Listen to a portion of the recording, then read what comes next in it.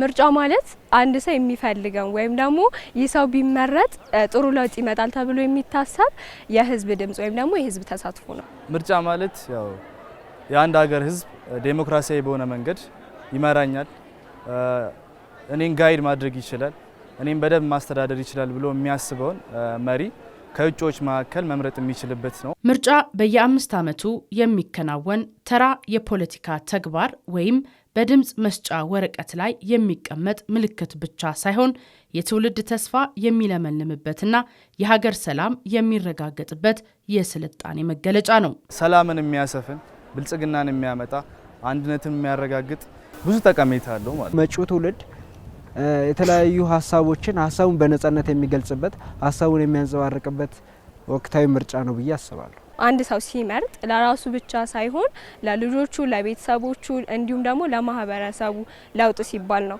ያ ማለት እንግዲህ ለሀገሪቷም እድገት ሲባል ነው ማለት ነው። ምርጫ የዜጎች የውል ስምምነት የሚታደስበት፣ የሰለጠነ የፖለቲካ ባህል የሚገነባበትና የህዝብ ድምጽ የበላይነት የሚረጋገጥበት መድረክም ነው። ምርጫ በሰላማዊ መንገድ የስልጣን ሽግግር እንዲኖር በማድረግ ለሀገር ዘላቂ ሰላም መሰረት የሚጣልበት በመሆኑ ቀጣዩ ትውልድ ይህንን እንዲገነዘብ የሚያስችል ስራ መስራት ያስፈልጋል።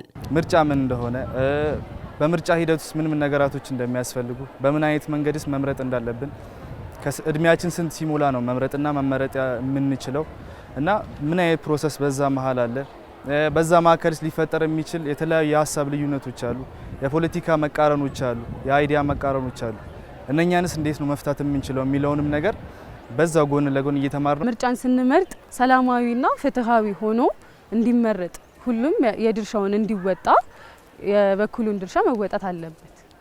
በክፍል ውስጥ ስንመለከት የክፍል አለቆቻችንን ወይም ክላስ ውስጥ የተለያዩ ኃላፊነት የሚሰጣቸውን ተማሪዎች ዲሞክራሲያዊ በሆነ ሁኔታ የምንመርጥበት ሁኔታ አለ። እንዲሁም ደግሞ በክበባቶችም ዙሪያ ደግሞ ክበባት ላይ እንቅስቃሴ ስናደርግ በስርዓተ ጾታም ሊሆን ይችላል፣ በሚኒ ሚዲያም ይህ ሰው ጸሐፊ መሆን አለበት፣ ሰብሳቢ መሆን አለበት ወይም እንዲህ መሆን አለበት ብለው የሚመርጡት ዲሞክራሲያዊ በሆነ ስርዓት ነው።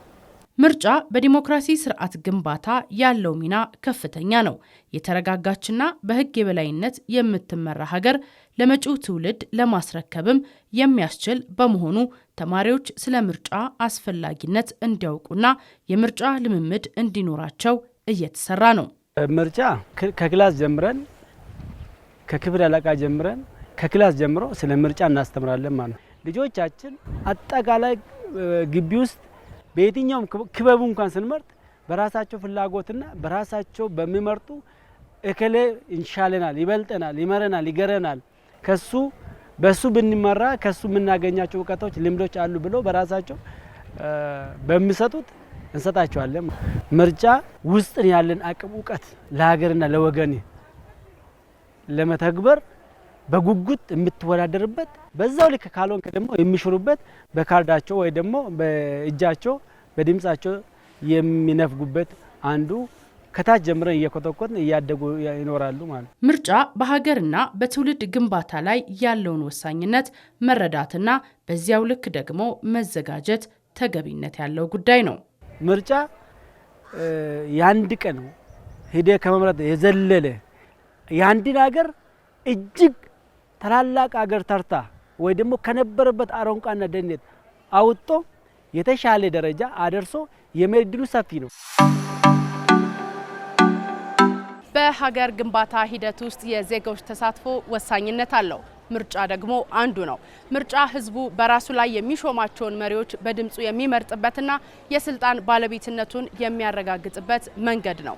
ዜጎች በሀገራቸው ጉዳይ ላይ ያላቸውን ፍላጎትና አቋም እንዲያንጸባርቁም እድልን የሚሰጥ ነው። ምርጫ በኢትዮጵያ እድሜው 18 ዓመት የሞላውና በምርጫ ክልል ውስጥ ከ6 ወር በላይ የኖረ ማንኛውም ኢትዮጵያዊ የመምረጥ መብት ያለው ሲሆን እድሜው 21 እና ከዚያ በላይ የሆነ ኢትዮጵያዊና በአዋጁ ላይ ያሉ መስፈርቶችን የሚያሟላ ዜጋ ደግሞ የመመረጥ መብት አለው። በመሆኑም እያንዳንዱ ዜጋ ድምጹ ዋጋ ያለውና የቀጣዩን ትውልድ ተስፋ የሚበየንበት መሆኑን በመረዳት በቀጣይ ግንቦት ወር ለሚካሄደው 7ኛ ጠቅላላ ምርጫ መዘጋጀት ይኖርበታል።